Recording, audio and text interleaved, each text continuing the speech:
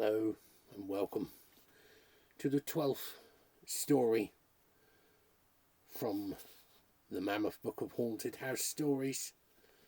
This is the end of the last story in the section on avenging spirits, tales of dangerous elementals, and we move to shadowy corners, accounts of restless spirits next time, hopefully. So, this one is comparatively modern. Happy Hour by Ian Watson. And the place is the Roebuck Public House near Stony Stratford, Buckinghamshire, England. I don't know whether that still exists. It's an Elizabethan building with authentic low-beam ceilings, comfortable furnishings and restaurant annex. Ample living accommodation. A popular local venue with substantial catchment area. Now, the viewing date, whatever they say that for, is the summer of 1990, so it's 20th century.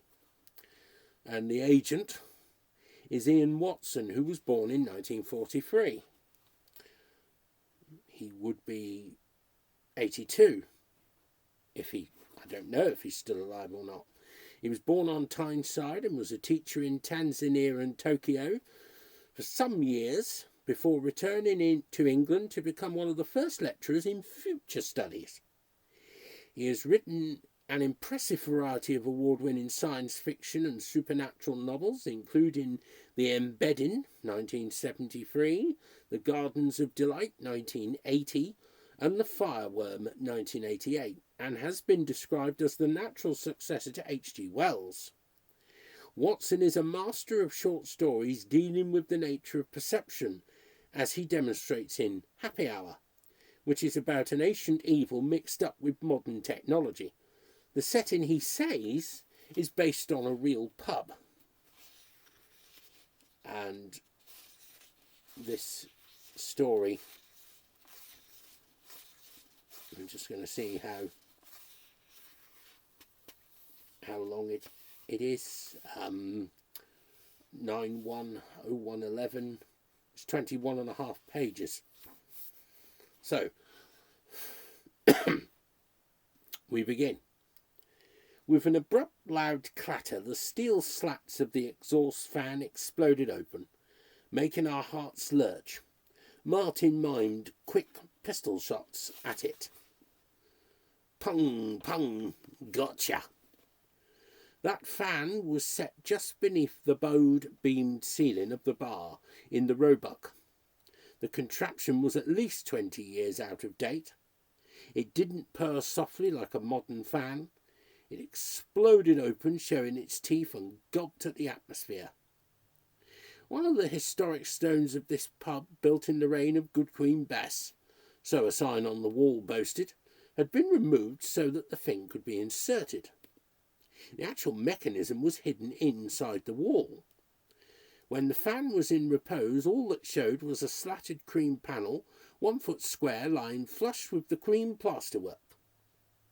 You hardly noticed it, forgot all about it, until suddenly the extract hall opened its mouth as if by its own volition, until the flat panel became a dozen razor lips spaced an inch apart, through which foggy air was sucked into its throat. The fan throbbed lustily, sucking Charlotte's cigarette smoke and my own cigar smoke into it. Does it have a built-in smoke detector? I wondered. We could ask what's his name, our host. Jenny nodded toward the deserted bar counter. Host was somewhat of a misnomer. The landlord was a quiet, wispy chap with little by way of personality. He smiled amiably, but he was no conversationalist, and frankly we liked it this way. Right now he would be round in the restaurant annex, neating in the array of silver and wine glasses on the tables. The Roebuck was one of those few country pubs that opened fairly promptly at 6 of an evening, but it relied for its main trade on the gourmet menu from about 7:30 till 10.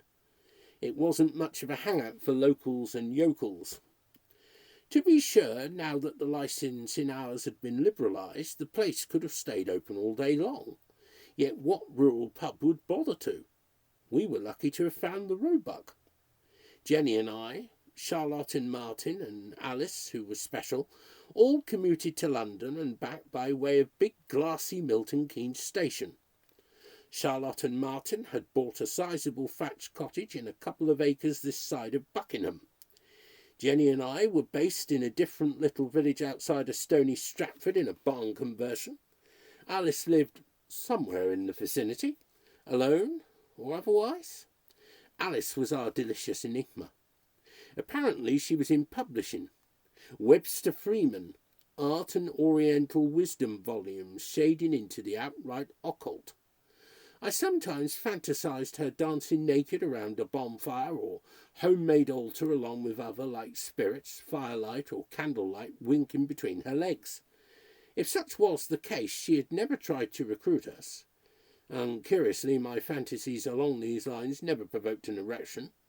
We were merely one slice of her life on Friday evenings, a slice lasting an hour, twice as long when we all dined at the Roebuck once a month. Why had we been so honoured by Alice? Perhaps she was lonely under her capable, gorgeous facade. Perhaps we were neutrals with whom she could be friends without obligations or ties. I myself worked for an oil company and was in charge of butadiene, a gas used as fuel and also in the manufacture of synthetic rubbers. Since I was on the contracts rather than the chemistry side, the job called for some foreign travel. Quick trips to Eastern Europe, Mexico, Japan, from which I returned tired out, but otherwise my career was ho-hum. I assumed I would be with the same mob for the rest of my working life, slowly advancing. In our company, salaries were somewhat pinched to start with, and indeed to continue with, until the final 5 years, when suddenly you were rolling in money and could practically write yourself cheques. Thus my masters assured staff loyalty. My wife, Jenny, was office manager for an airline which gave us free tickets once a year to hot exotic places where I didn't need to sit haggling in an office. Jenny was a short, trim blonde who wore smartly tailored suits and lavish bows like big silken napkins tucked into her neckline. Burly, early balding Martin was an architect, and his spouse, Charlotte, willowy and open, was a senior secretary to an export-import firm called, uninventively, Exportim, which managed to sound like some Soviet trade bureau. And Alice was Alice. Weekdays, except Fridays, Martin and Charlotte and Jenny and I all drove our own cars to MK Station, since we might need to work late and catch different trains home. Every Friday, however, my wife and I shared a car. So did Martin and his wife. On that day, nothing would make us miss the same return train and our wind-down drink with Alice at the Roebuck. Needless to say, our minor contribution toward car sharing in no way relieved the parking pressure at MK. By 7:15 in the morning every weekday, the station car parks were full up, and the central reservations and traffic islands were becoming crowded with vehicles. The new city in the Buckinghamshire countryside boasted a fine network of roads, but where parking was concerned, the planners had cocked up. Pressure, pressure. No wonder we looked forward to our Friday evenings, or our once-a-month dinner. I screwed my cigar butt into one ashtray at the exact moment when Charlotte stubbed out her Marlborough in another, as if she and I had been reproached by the extractor fan for our filthy habits. We glanced at one another and burst out laughing. The fan thumped shut. "I heard this in Hungary," I said. "There's a new Russian wristwatch on the market, triumph of Soviet technology. It'll do absolutely everything. Time zones, phases of the moon, built-in calculator. It only weighs a few ounces." "So what's the snag?" asked this fellow. "Oh," says his informant, "it's just the 2 suitcases of batteries you need to carry round with it." Then Alice told a dirty joke. "This British couple went for a holiday in the States to tour the national parks. Well, in the first part they made friends with a skunk. They adored the skunk so much they took it with them in their trailer to the next park, then the next. Come the end of their holiday they could hardly bear to be parted from the animal. I wish we could take it home, said the husband, but how could we avoid the quarantine laws? I know, said his wife. I'll stick the skunk inside my knickers and we'll smuggle it in that way. Great idea, agreed her husband, but what about the smell? The wife shrugged and sighed. If it dies, it dies. Alice was good that way. She was incredibly desirable. Tall, slim, long legs, wonderful figure, that mass of raven hair, olive skin, dark broody eyes, but she easily diffused any sexual tensions that might have undermined our little group. Lust from the men or jealousy from the ladies. Charlotte had first fallen into conversation with Alice on the homeward train and introduced her to the rest of us at journey's end. We rarely sat together on the train itself. Such a rush to catch it. Carriages would be crowded and we all had work to keep us busy.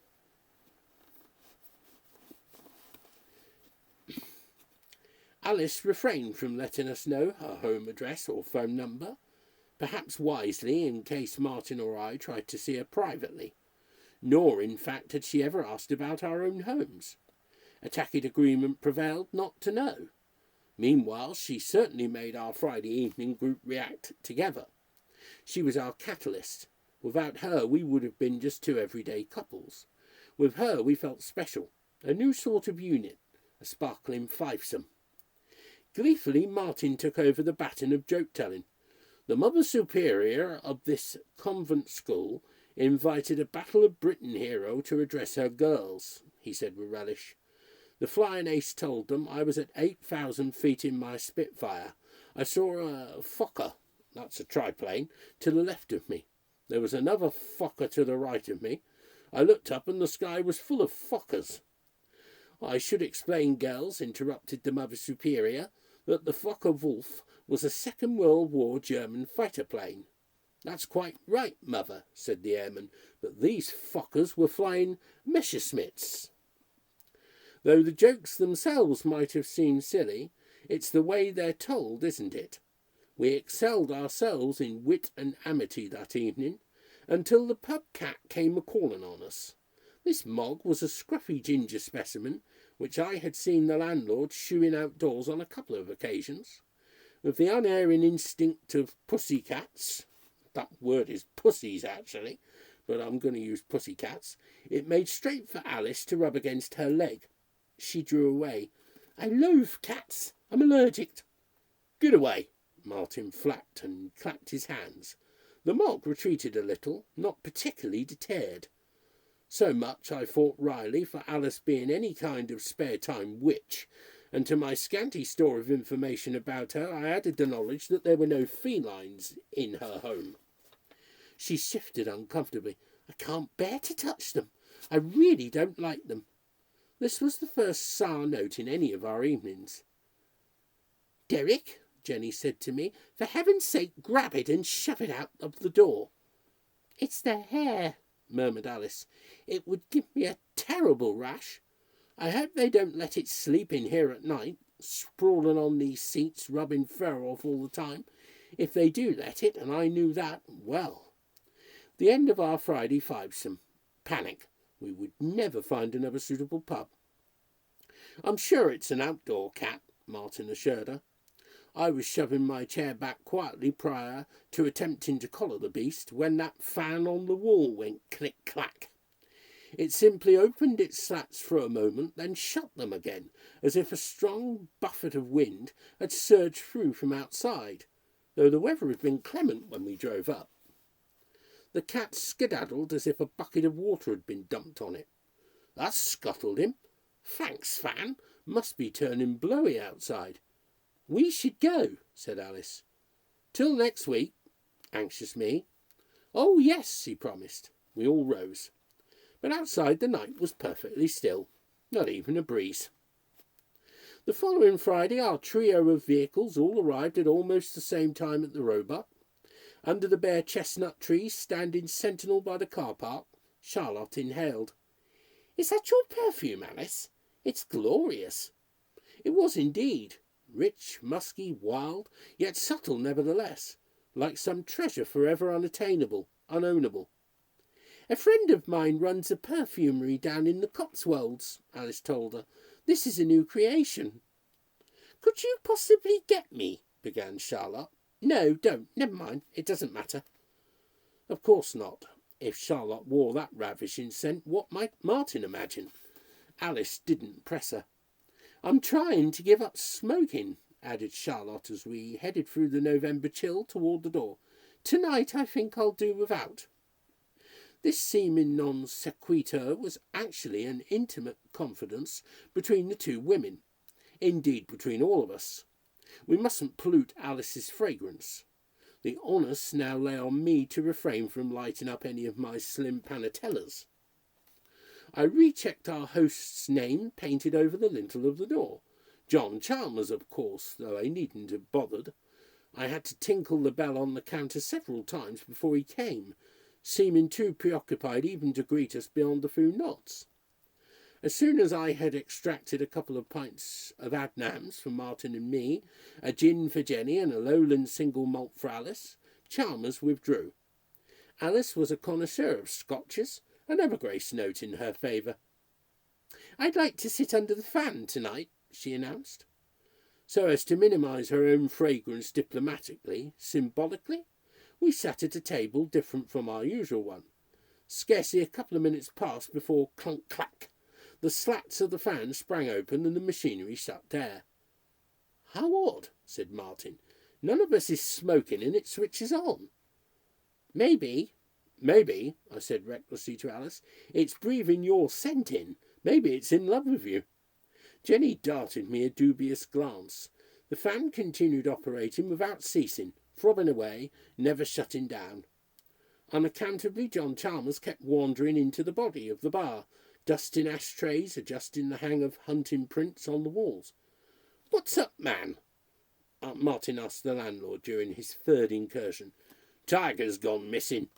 Our cat. Ah, breathed Alice. I meant to ask, do you let that cat roam these rooms during the night? The old place gets a full of vacuum in every morning, said our house-proud host. Alice pursed her lips. An old building. Nooks and crannies. Mice? I have never found any dead vermin inside. Outside I've found Tiger's trophies. What do you expect? Not in here, never. If there's any mice, he scares 'em off. Alice continued gazing at him till he took umbrage. Elf Inspector gave us a pat on the back last month. He's more interested in kitchens, but he said this was the most spick and span bar he'd seen in all the county. Chalmers wandered off restaurant-ward. When he had gone, Martin pointed up at the busy extract hall. There's a tiny bit that isn't spick. A russet something, barely noticeable, had lodged between the edge of one slat and the housing. What is it? Alice asked in a need-to-know tone. Martin had to take off his shoes and clamber onto an upholstered chair, handkerchief in hand. Just you be careful of those fingers, Charlotte called. It's all right, safety grill inside, stops idiots from mincing themselves. He pried with the hanky and stepped down. Bit of ginger fur, yuck, skin, dried blood. Hastily he folded the hanky over and plunged it deep in his pocket. I glanced anxiously at Alice, but she was smiling up at the fan. Presently Charlotte started kidding Alice gently about the arty occult books published by Webster Freeman. Charlotte had popped into a bookshop to buy new pages of her personal organiser, had happened upon a display of those volumes and had skimmed through a few out of curiosity. What's the use of it all nowadays? She asked. Is it a spiritual thread in a material world? Gurus, psychedelics, but the 60s are gone forever. Alice mused. For a while it seemed as if the world would change, as if a new age were coming, of joy, the flesh, the mind, old values in a new incarnation. Instead what came was plastic people making plastic money. Was she criticising us? We got on so well together. Yet there was always the edge of wondrous difference, as if Alice came from elsewhere, outside of our ken. You could only have been a little girl in the 60s, protested Charlotte. Could I? Alice craned her lovely neck to look at the extractor. I suppose that's a piece of the 60s. Soon it'll be replaced by some silent, faceless box controlled by a microchip. High time too, said Martin. Can't imagine why Chalmers hangs on to the thing. He doesn't know why, said Alice. He's one of the most neutral people I've ever seen. Till the usual restaurant crowd turn up, prattling about barn conversions and BMWs, this place is limbo. Imagine if the past could grow angry, bitter, like a disillusioned parent, yet still somehow hopeful and radiant too, in a schizophrenic way, trying to keep the old faiths alive. And what if earlier epochs feel the same way about, say, the whole 20th century? If those epochs still try to intrude and guide their offspring who have changed out of recognition, to keep the old flames alive, smilingly, yet bitterly too. How can the past keep watch on the present? Martin asked with a grin. He thought a joke was due, but Alice stared at him quite seriously. The collective unconscious, which is timeless, the imprint of memory on material objects. Don't you think this is what angels and devils may be all about? Affirmative vibrations from the past and negative, angry, twisted ones? Beats me, said Martin. He laughed. I always design vibrations out of buildings, mount 'em on shock absorbers, that sort of thing. Make sure there are no resonances likely to set people's teeth on edge. My teeth were on edge. I felt that Alice was on the brink of revealing herself. To us, the chosen few, she was the joyous, positive spirit of an older world, and I wondered how old she really was. She liked us. She hoped for us. Yet for the most part the old world hated us. She said to Charlotte, I suppose Webster Freeman's wisdom books must basically be about power, a power that has grown weak but still lingers on. I had the momentary weird impression that Alice herself had only leafed through those volumes as casually as Charlotte had. Power today is money, property, investments, plastic. Empty, dead power, zombie power, yet so vigorous. The world's soul is dying of hunger. The plastic body thrives. That fan, she added, may well be a creature of the 60s. Time to replace it, Martin said stoutly. And what did it replace? An ancient stone, a hungry old stone? Well, and she smiled sweetly, must dash home in a few minutes and microwave some goodies. Mustn't we all? Was that what she would really do at home, wherever home was? Before departing, Alice told a ridiculous joke about how to circumcise a whale. How? You use 4 skin divers. After booking a table in the restaurant for the following Friday to sample the oysters and partridge, we left contented. Alice was in an odd mood tonight, Jenny remarked after we got home. She was just kidding, don't you think? I think that was the real Alice, but I don't know if Alice is real the way we are. Jenny giggled. Do we imagine her every Friday? Is she the soul that's missing from our lives? Not exactly. We're a hope for something, some rekindling. I thought of flames and a naked woman dancing, leaping the fire, singeing her public hair. And yet we don't matter too much to her. That place matters more. Chalmers pub. The Limbo pub at that empty hour. That's what binds us together. You aren't hoping for something from her, are you? She asked archly. No. You know that would ruin.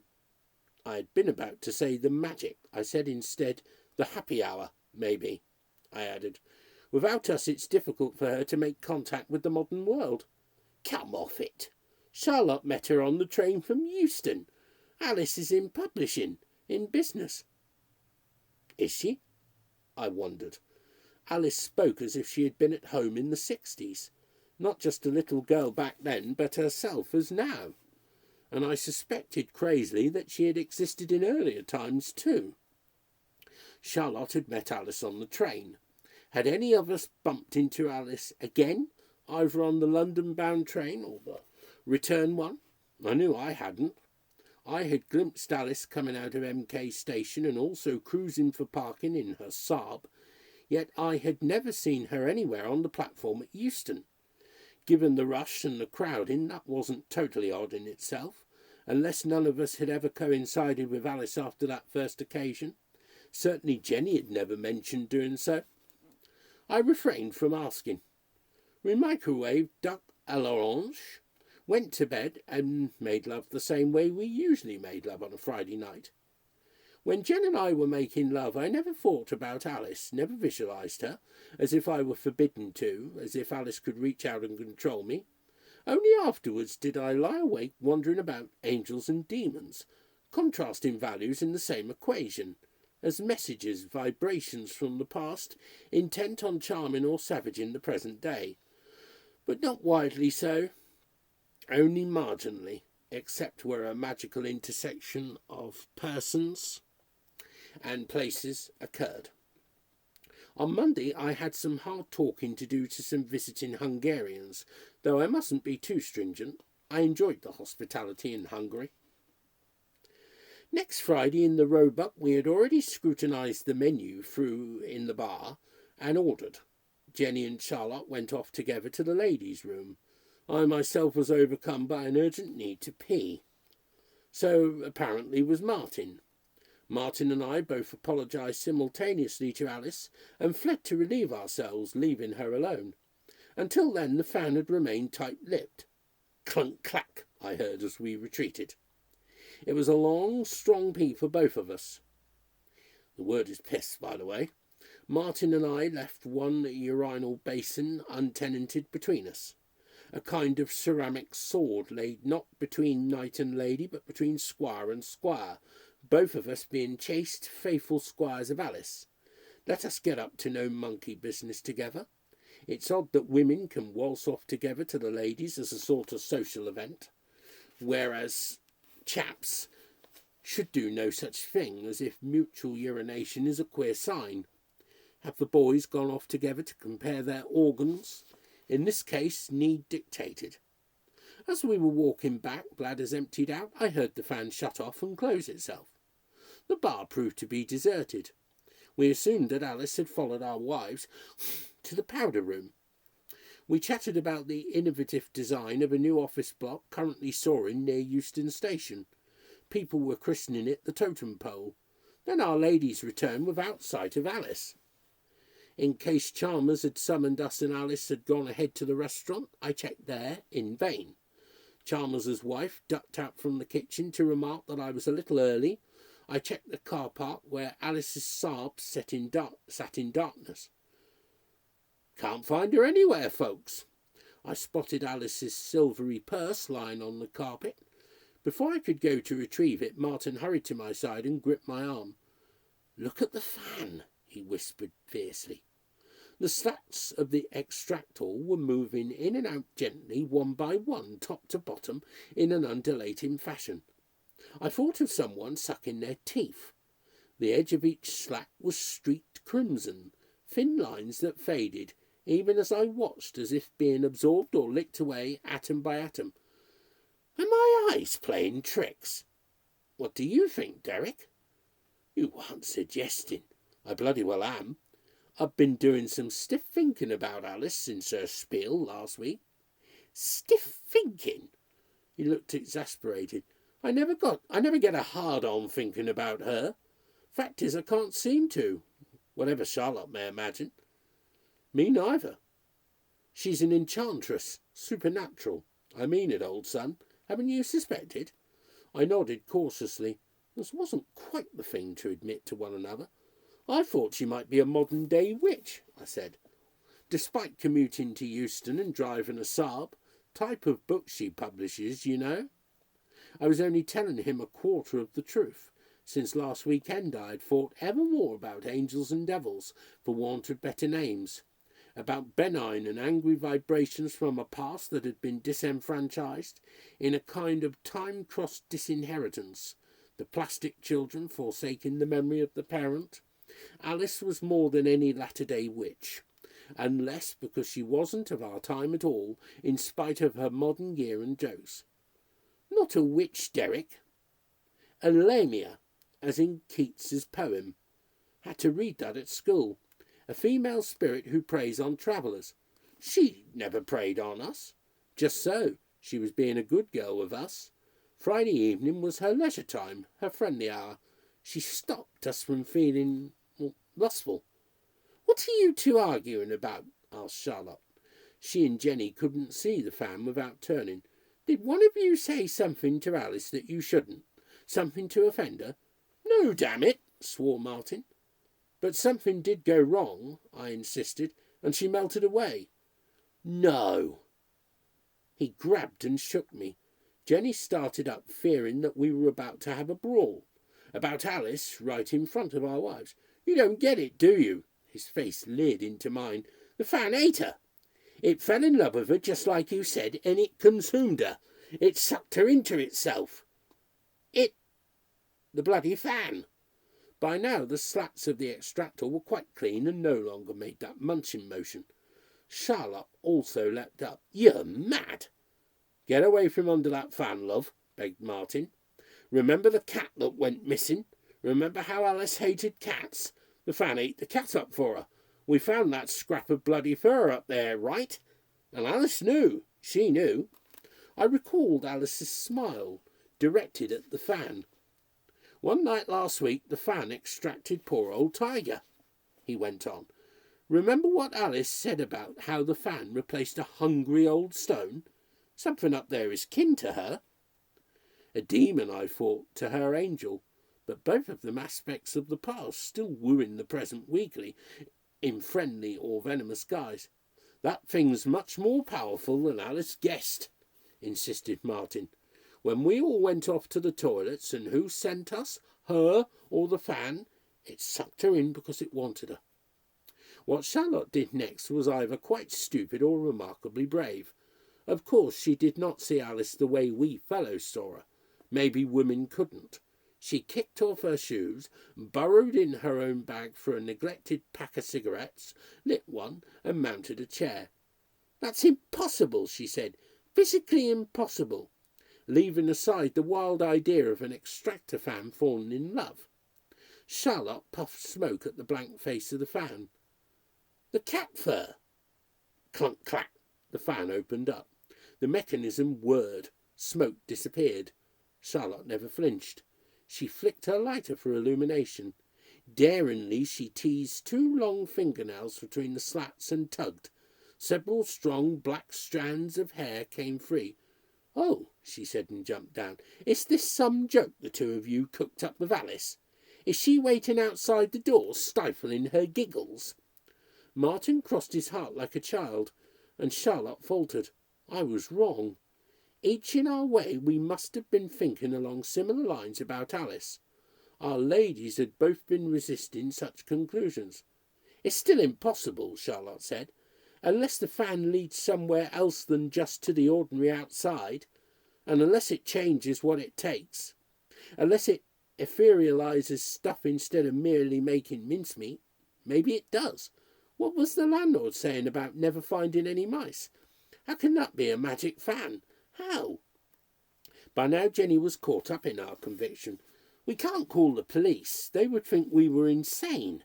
We don't even know Alice's surname, let alone where she... I had remembered the purse and swooped. I emptied on it a table over the beer mats. Car keys, cosmetics, tiny bottle of perfume, 10 and £20 notes but no loose change, a tarnished old medallion, no driver's licence, no cheque-book, no hint of her full name or where she lived. At least we have the car keys, said Martin.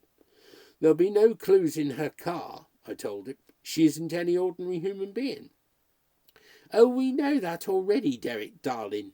My wife's tone was somewhat spiced with irony. She's a supernatural being. Didn't we know it all along? I was echoing Martin, but those had been my sentiments anyway. Charlotte didn't disagree with my assessment, however sceptical she may have seemed before. And she's our friend, she reminded her. Was, at any rate. So two supernatural forces have collided here, or come together, like the poles of a magnet, like anode and cathode. What do you suppose our landlord knows about that fan? I laughed. Our Mr. Chalmers doesn't realise the fan's possessed. He thinks Tiger was a demon mouser. I doubt he knows much about the stone that was drilled to dust to make space for the fan. The ancient stone, the sacrifice stone.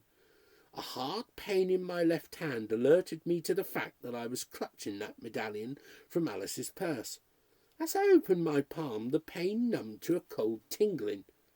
Carry on. Charlotte eyed the metal disc intently, an amulet from some ancient time. Words struggled to the surface like flotsam from a shipwreck. Don't hold them down. Relax. Let them bob up. The vibrations of the sacred stone imbued that space up there. When the stone was destroyed, the force possessed the fan that replaced it. At least a fan could do something, unlike a block of stone. It could open up a channel to somewhere, a feeding channel. No one had fed the stone for centuries. It lay neglected, inert. Some Elizabethan builder picked it up and used it as part of the pub wall. It stayed inert. It was hungry, weak. It was the demon side of the angry past. But it was kin to Alice. I was holding Alice's medallion out blatantly like a compass. The disc was so worn that its face was almost smooth. I could barely make out faint symbols unknown to me. A coin from the realm of magic, I thought, from the domain of Lamias and hungry spirits. The inscription was well nigh erased. How had Alice kept her vitality so long? By connecting with people such as us? Preying on some, befriending others? Jenny touched the piece of metal and recalled as if stung, "It's freezing." "That space up there is dangerous," said Charlotte, who had so boldly shone a light into it. "Still, it didn't bite my fingers off. It only reacts to some stimuli. Alice being the biggest stimulus of all. Hey, fellows?" "It took her by surprise," I said.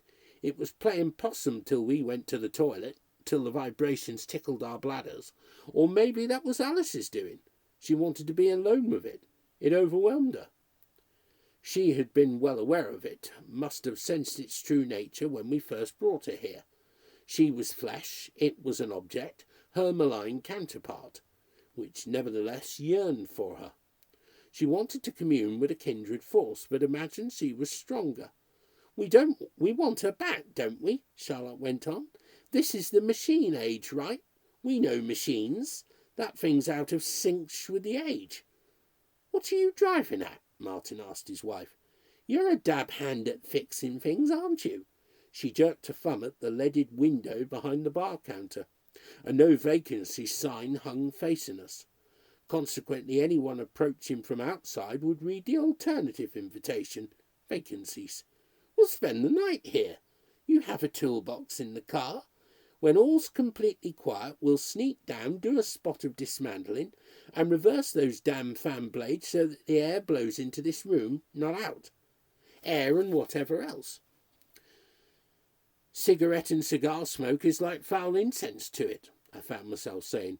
"She'll come back minced," muttered Jenny. "Spread all over the floor, sticking to the walls." "Why should she? If it can take her apart, it can put her back together." "We must try," insisted Charlotte. We were blunderers. We were the opposite of Stone Age man placed cold before the instrument panel of a Saab or Jaguar.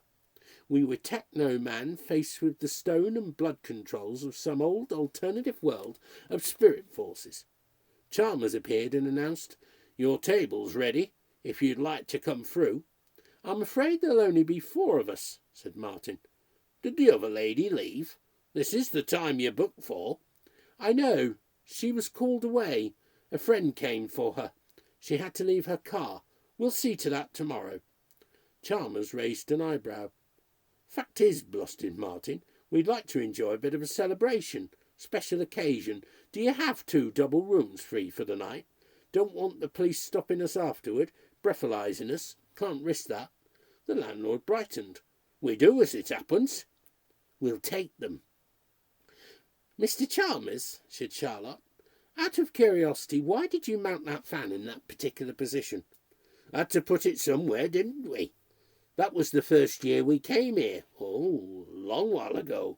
As I recall, the plaster up there was prone to staining. Dark, damp stains. The stone behind was He wrinkled his nose. Oozy. Changing the subject, he waved at the counter. If you get thirsty during the night, he joked, help yourselves. You're regulars. Guests can drink any time. Just leave a note for me to tot up. Charlotte beamed at him. Thank you very much, Mr. Chalmers. Yes, I thought we were all raving insomniacs. We'll certainly be holding a quiet party down here at 2 in the morning. My pleasure. Will you come this way? If we were supposed to be celebrating, Chalmers and his wife and the pair of waitresses from the village must have decided that the Roebuck's cuisine wasn't our pleasure that evening, to judge from how we picked at it, or else we were engaged in a peculiar silent quarrel about the choice of fare. However, we did sink some wine, almost a bottle apiece. As we toyed with our food, the restaurant began to fill up with local sub-gentry enjoying a night out. When we returned to the other room for coffee, the place was crowded and the fan was busily sucking smoke out. Incense of drugful death, I thought, wondering whether this might be a phrase from Keats. Jenny and I lay stiffly on top of the bedspread, never quite sinking below the surface of sleep. Eventually our wristwatch alarms roused us. Soon Charlotte tapped at our door. She had a torch. We tiptoed down creaky, though carpet-muffled stairs to rendezvous with Martin, who had switched on the dim wall lamps in the bar and was up on a chair scrutinising the surface of the extract hall with a powerful torch beam. Before we went up to our separate bedrooms, he had fetched his toolkit, nonchalantly, as though the metal box was a suitcase containing our absent pyjamas and nighties. Charlotte, he said, nip behind the counter and find the switch for the fan. It's bound to be labelled. Make sure that it's off. Not that being off might make much difference. Why not? How do mice get sucked into it overnight? If they do, I said, I should have followed this thought through. I should have pursued this possibility. I should have. Fan's off, she stage whispered. Right. Up on a chair, Derek, hold the torch. I complied, and Martin unscrewed the housing, then removed the safety grill. Of course, it might not be possible to reverse the action. Perspiration beaded his brow. He wasn't looking forward to plunging his hands into the works. Hold the beam steady. Yes. The mounting unfastens here and here. Slide it out. Turn it round. Bob's your uncle. He worked away. Presently he withdrew the inner assembly, gingerly reversed it, slid it back inside. I keep imagining Alice walking in, said Jenny. What silly jokers we would seem. What a studenty sort of prank, gimmicking a fan so that cold and smoke blow into the pub. Martin unclenched his teeth. If Alice tried to come through the front door now, she'd probably set off a burglar alarm. There we are. Pass the grill up, Jenny, will you? Now the slats, it's got to be just the way it was before. We both stepped down and cleared the chairs away, then hauled a table aside to clear a space, as if Alice would simply float down from that little opening above, her feet coming to rest slightly on the carpet. Switch the power on, Charlotte. Got a cigar handy, Derek? When I shook my head, Charlotte brought a pack from behind the counter, stripping the cellophane wrapper with her nails. Lighting a panatella, I didn't merely let the smoke uncurl. I sucked and blew out powerfully. Let's all hold hands and wish, suggested Jenny. We did so, me puffing away like a chimney, Jenny, Martin and Charlotte. What silly jokers. Clunk-clack. The slat opened and the fan whirred, blowing a dusty breeze down at our faces. The noise of the mechanism altered. Without actually becoming louder, the fan seemed to rev up as if a furious turbine was spinning inside the wall, almost beyond the pitch of our ears. Our chorus line retreated. Then it happened. Matter gushed through the slats of the fan, bubbling, convulsing substances, brown and white and crimson, blobs of yellow, strands of ginger and black, which all coalesced into a surging column of confusion, struggling to reassemble itself before our eyes. "Alice!" squealed Jenny. The thing before us was Alice, and it wasn't Alice. It was her, and it was a cat, and it was mice, and iridescent black beetles, and spiders and flies, whatever the fan had swallowed. The shape was human, and most of the mass was Alice, but the rest was fur and wings and tiny legs and all else melted together, interwoven with scraps of clothing, black hair growing out at random. I was too appalled to scream. The Alice creature jerked brown lips apart as if tearing a hole in its head, and it might have wanted to shriek. The noise that emerged was a coughing, strangled growl. Faceted eyes ranged the room, and us. "We're sorry," babbled Martin. "We're so sorry. Tell us what to do." Unbidden, I knew. Terrified, I snatched from my pocket the medallion and the keys to the Saab, and tossed these onto the table nearest to the half-human creature. Her fingers seized the keys. Her legs took her to the front door. Her hand unlatched and unbolted the door. So she was still intelligent. Tearing the front door open, she fled into darkness. A few moments later, an engine roared. Headlamps stabbed the night. Tyres gouged gravel. Her Saab slewed its way onto the road. It was Martin who shut the door and re-locked it. He had been wrong about burglar alarms. There were none. "What have we done?" moaned Jenny. "Maybe we saved her from something worse," I said. "Maybe she knows how to heal herself." "She left her medallion. Why would she do that?" Martin groaned and sat down heavily. "You don't need effing jewellery when your body's glistening with bits of beetles." I gathered the worn cryptic medal up. "This is much more than jewellery. We'd better keep it." "No," mumbled my wife as I dropped the disc into my jacket pocket. "It would be terrible not to have it to give to her if she comes back.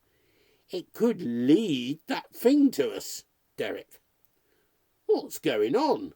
John Chalmers had come downstairs, attired in a paisley dressing gown, and God help us, a nightcap with dangling tassel. He seemed to be holding something behind his back, a cudgel, a shotgun. He moved in behind the counter and laid down whatever it was.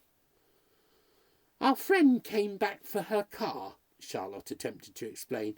"We're sorry we woke you." "You're all fully dressed. You weren't intending to depart?" "You said we could partake of a late drink if we wished, Mr. Chalmers."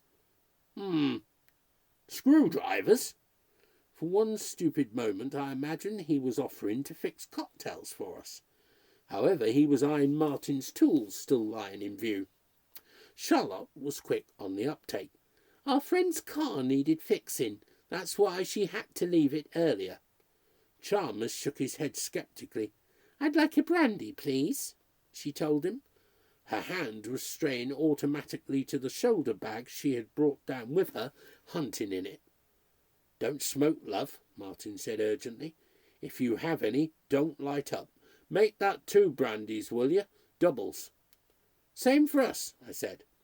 As Chalmers busied himself, Martin nodded significantly at the fan. It was still set to blow, not suck. Could anything else emerge from between those slats? Or was the eerie zone beyond its blades, the zone of the past, empty now? Where the hell had my panatella gone? I was dimly aware of discarding it when the fan began to gush. It was lying in an ashtray. Gone out by the look of it. Nevertheless, I crushed the cigar into extinction. How could we put the fan to rights? Chalmers would be on the alert till daybreak. We couldn't. We would have to abandon the Roebuck in the morning, abandon and never come back. We gulped our brandies and trooped upstairs. Next morning, haggard and exhausted, we ate bacon and eggs in the restaurant, paid our bills and went out to the 2 cars. The day was bright and crisp, frost lingered. "So, no more Fridays for us," Martin said dully. "Get rid of that medallion, will you, Derek?" "Alice may need it," I said.